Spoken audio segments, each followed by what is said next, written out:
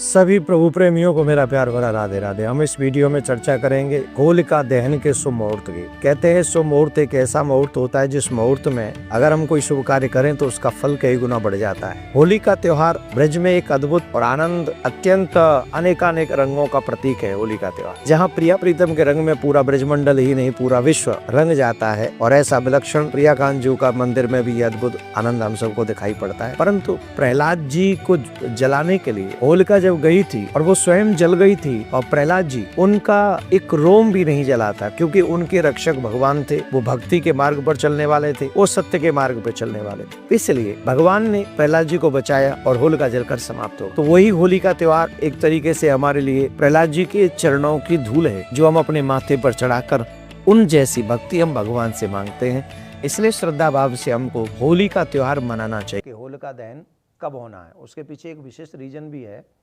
2 तारीख को जब पूर्णिमा मिल रही है तो भद्रा साथ में मिल रही है, और 3 तारीख को जब भद्रा समाप्त हो रही है, ग्रहण भी समाप्त हो रहा है, तब पूर्णिमा नहीं मिल रही, क्योंकि 3 तारीख को ग्रहण भी है, चंद्र ग्रहण भी है। तो अब होलिका दहन कब करना है? शास्त्रों में भद्रा लगने पर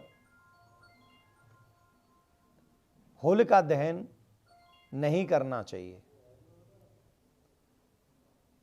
परंतु अब स्थिति ऐसी है जिसमें न तो 3 को हम लोग होलिका दहन कर सकते, क्योंकि उसके लिए रात्रि की आवश्यकता है, पूर्णिमा होनी चाहिए।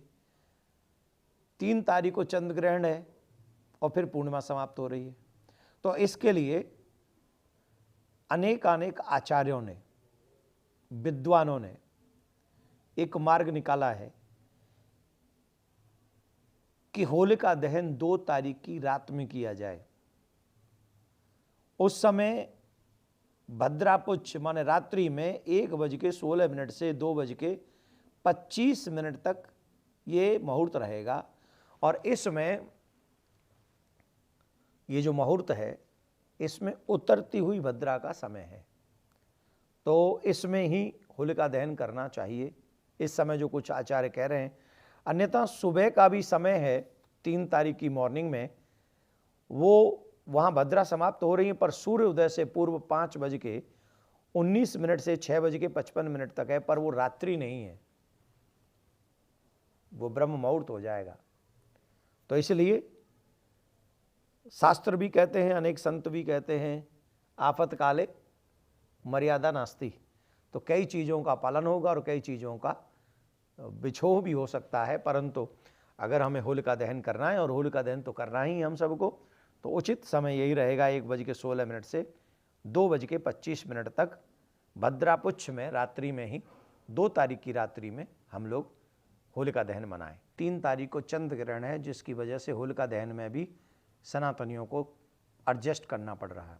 तो चंद्र ग्रहण प्रारंभ हो रहा है दोपहर में 3:20 से शाम को 6:47 तक इसका पूरा टाइमिंग रहेगा। और यहाँ पर एक और बात है, 9 घंटे पहले सूतक लग जाएंगे, और अगर इसमें 9 घंटे पहले सूतक लग गए हैं, सुबह 6:20 से ये सूतक प्रारंभ हो जाएंगे। तो जिन माता बहनों को प्रसाद बनाना है या घर वालों को भोजन बनाना है, सूतक काल से पहले ही व्यवस्था करनी पड़ेगी। यहाँ हम बता दें कि बच्चों को, बुजुर्गों को और बीमार लोगों को इसमें छूट है, लेकिन उनके लिए भी एक व्यवस्था करनी चाहिए कि भोजन 6:20 से पहले बन जाए और उसमें कुसा डाल दिया जाए। कुसा डाल दिया जाए, फिर वो बच्चे कभी भी उस भोजन को लें तो वो सूतक का असर उस भोजन पे नहीं होगा। ये तो मैंने बता दिया एक सरल सा बात जो आपके यूज़ में आएगी, पर ग्रहण के समय ये याद रखना चाहिए। अब दूसरा प्रश्न ये उठता है कि हमने कहा 3:20 से ये ग्रहण शुरू हो रहा है, तो 3 बजे कौन सा चंद्रमा निकलेगा? आप सोच रहे होंगे कि 3 बजे तो चंद्रमा नहीं निकलता, फिर ग्रहण कहाँ से होगा? तो स्थिति यह है कि जहाँ से ये चंद्र ग्रहण प्रारंभ हो रहा है वहाँ रात्रि है, और जब हमारे यहाँ चंद्र निकलेगा तो ऑलरेडी उस ग्रहण से, उस राहु के प्रहार से ग्रसित होगा और हमें पूर्ण ग्रहण वाले चंद्रमा का ही दर्शन होगा, मतलब उतरते हुए चंद्रमा का ग्रहण का दर्शन होगा। तो दर्शन अगर होगा सूर्यास्त के बाद, जहाँ जहाँ सूर्यास्त के समय थोड़ा सा चेंजेज होंगे, तो जहाँ चेंजेज होंगे टाइम के हिसाब से उनको ग्रहण का दर्शन तो होगा। इसका मतलब जहाँ दर्शन होगा वहाँ सूतंग भी मान्य होंगे, पूरा काल मान्य होगा। तो इसका मतलब है चाहे 3 बजे हमारे यहाँ दिखे न दिखे, पर ग्रहण का असर तो हम लोगों को अंत में दर्शन हो रहा है, तो ये बात मान्य हो जाएगी। तो चंद्र ग्रहण के समय या सूर्य ग्रहण के समय विशेष बातों का ध्यान रखना चाहिए, और वो बातें ये, गर्भवती माताओं को अपना ध्यान रखना चाहिए, चाकू इत्यादि नहीं चलाना चाहिए, जो भोजन या अथवा कई चीज़ें ऐसी हैं जो नहीं करनी चाहिए, ब्रह्मचर्य का पालन करना चाहिए। कोई भी शुभ कार्य विशेष बड़े जो भी हम लोगों के होते हैं वो ग्रहण और सूतक काल में नहीं होने, उसमें ज़्यादा ज़्यादा भजन करें, जाप करें, पुण्य करें। ग्रहण काल क्योंकि हमारे यहाँ कहीं 25 मिनट दिखेगा, कहीं आधा घंटा, कहीं 1 घंटा दिखेगा, तो जहाँ सूर्यास्त जितनी जल्दी होगा उतना ही ज़्यादा ग्रहण का दर्शन होगा। तो ग्रहण काल में सबसे ज़्यादा जो श्रेष्ठ काम है वो है भगवान का भजन और भगवान की कथा, और अपने हाथों से दान पुण्य, ये अवश्य करना चाहिए। बच्चों को, बुजुर्गों को, गर्भवती महिलाओं को सावधानी ग्रहण में बरतनी चाहिए। तो अच्छे काम भी आप इसमें पूजा पाठ इत्यादि कर सकते हैं।